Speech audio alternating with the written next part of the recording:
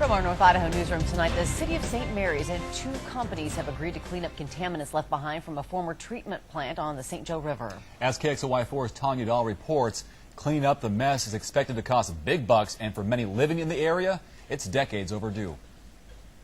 For decades, a utility pole treatment plant that sat along the St. Joe River was dumping toxins into nearby water and the shoreline. Now, 71 years later, it's going to cost $12 million to clean it all up. It's something that happened a while back, but it's been a long time coming to get it cleaned up. The St. Joe River sits quiet on this autumn day, which is why it's hard to believe that only 6 years ago, utility poles were being peeled, sorted, and stored here.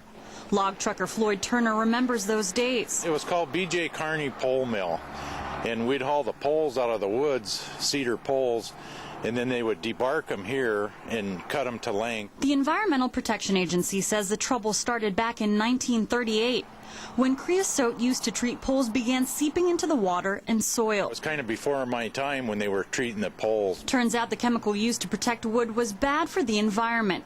The EPA says more than 70,000 cubic yards of creosote-contaminated soil and river sediment needs cleaning up. The massive undertaking will cover an area 60 feet deep and 700 feet downstream from the former plant site. You never really notice the creosote in the river until when it gets really hot and then it rains, and then you'll just see like a rainbow film. The Department of Justice says 2 companies are picking up the $12 million cleanup tab.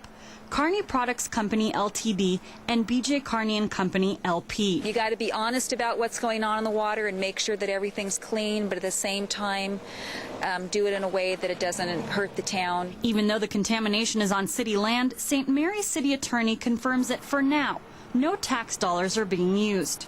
For those who've called this town home for 40 years like Floyd Turner, it's a cleanup that's been long overdue. That'll be nice to get it done and over with. Reporting from St. Mary's, Tania Dall, KXLY4 HD News.